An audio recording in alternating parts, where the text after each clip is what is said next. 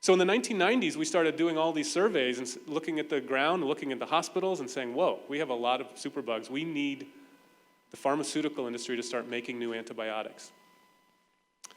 You know what they said? Not sure we want to. There were a number of studies which came out that showed that when a pharmaceutical company invests in a new antibiotic, they typically lose $50 million. Now, why would that be? People need antibiotics.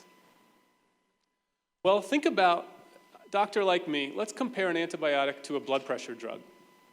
If I see you in my office, I'll say, here, your blood pressure is high. Take this pill once a day, every day for the rest of your life. That is a great business model. Compare it to an antibiotic, which I'm going to be stingy about doling out. I'm only going to give to you in short courses. And even that wonderful antibiotic is eventually going to encounter drug-resistant microbes which render it useless.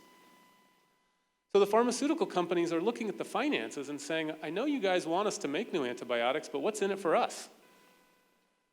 Every once in a while they make a blockbuster drug, but by and large, it's not worth it. So this brings me to the second point that I want you to remember from today, which is that there are a lot of new proposals that are on the table to entice the pharmaceutical industry to start making antibiotics again. You haven't heard about these yet, but you're going to start hearing about these both at the local level and on the level of presidential debates and beyond. This is going to be a major issue moving forward.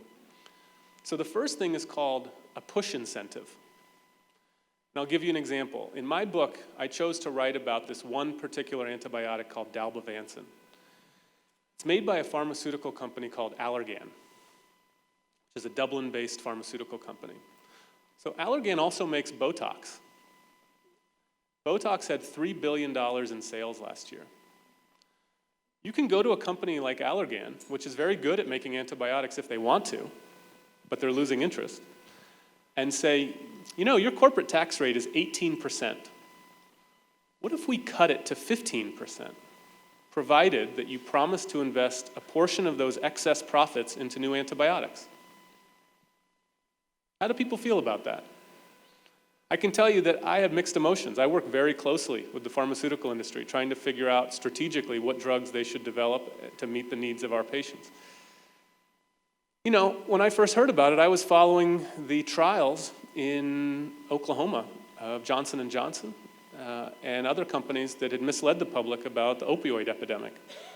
The idea of giving them a tax cut wasn't all that great of an idea to my mind, but on the other hand, it's a surefire way to get these companies to do this. Then there's something called a pull incentive. A pull incentive is to go to a company like Allergan and say, when you develop a new antibiotic and it gets approved for use by the FDA, you typically get 5 to 7 years of market exclusivity, which means that no generic can go on the market, nobody can compete with you, it's just yours alone. Well, rather than giving you 5 to 7 years, what if we gave you 25 years? So that if you put in the effort to get a drug approved, typically $1 billion investment, we're going to really reward you handsomely. Well, this idea of market exclusivity is a really powerful one. I'll give you an example. Allergan, the company I work with, also makes Restasis, which is an eye drug. And they had an idea recently. This is publicly available knowledge. But the patent lawyers at Allergan said they cooked up a scheme where they discovered that there's something called tribal sovereign immunity, which is that if a Native American tribe owns a patent, no one else can compete with it. So Allergan decided to transfer their patent to Restasis to a Native American tribe because they were about to go up against generic competitors with the idea that they would split the profits. I had mixed emotions about this as well. Thought they were exploiting a group that had already been exhaustively exploited. And when I asked people about it, I got very different responses. The doctors I work with said, that's crazy. The patent lawyers I know say, that was brilliant. But ultimately, a judge threw this out and said, this goes against the spirit of the law. But I share that with you because these push and pull incentives, which affect things like market exclusivity, are really powerful.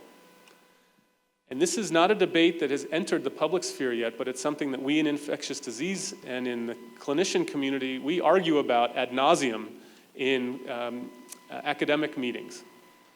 So that's only the first half of the debate, which is to say, should we do push and pull incentives for these companies that could potentially help us? Then there is an emerging argument which says if these companies don't want to make treatments for superbugs, well, good riddance. The federal government should do it. We should look at antibiotics the way we look at electricity and water, that these are public goods. That what we should really do is disentangle dollars and cents, disentangle profit from this whole idea, this whole mess, and just pool our resources. We could pool it with the European Union, with Australia, whoever else wants to be a part of it, and spend money on the most promising drugs so that we all can benefit from them. And this whole idea of trying to beg these pharmaceutical companies to make new drugs for us is crazy. Now, I travel around the country and around the world, frankly, talking about this idea. And I have found a wide variety of responses to it. I can tell you that I was against it when I first heard about it.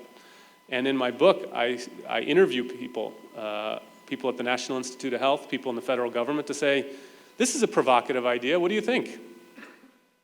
The first person I interviewed was a guy named Tony Fauci. He's the head of the NIAID, part of the National Institute of Health that sets priorities in infectious diseases. You've probably seen him during when we had the congressional testimony about the Ebola outbreak. You've probably seen him talking about Wuhan virus. He's a very smart guy. And I said, what do you think? Should we have the federal government make antibiotics? He said, definitely not. You do not want the federal government to be a pharmaceutical company. And I said, well, why is that? And he explained to me, which I will relay to you, his thoughts on this.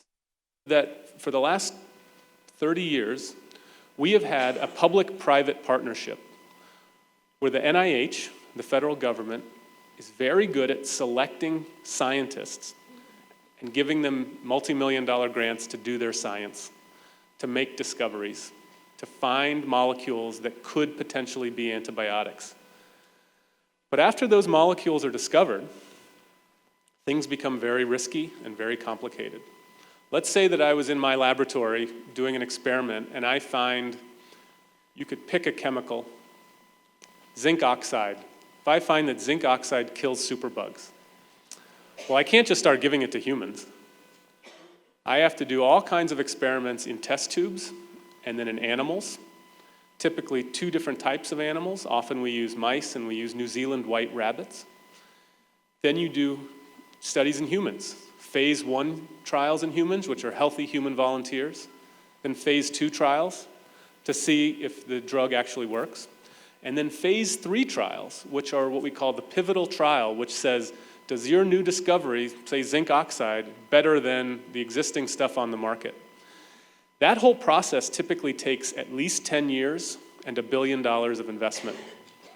Right now, the way it works is our government invests in scientists to make that discovery, and then those scientists pair off with the private pharmaceutical companies who put the money down for the $1 billion investment. 9 out of 10 of those investments fail. So best case scenario is that a company needs to invest $10 billion to get one of those discoveries to work. And when they do, they want a return on their investment, which is why I was in a standoff with Allergan about their $4,000 a dose drug. None of this was apparent to me, despite the fact that I had studied molecular biophysics in college, went to Harvard Medical School, did my training at Columbia Presbyterian, and I had been a faculty member at New York-Presbyterian.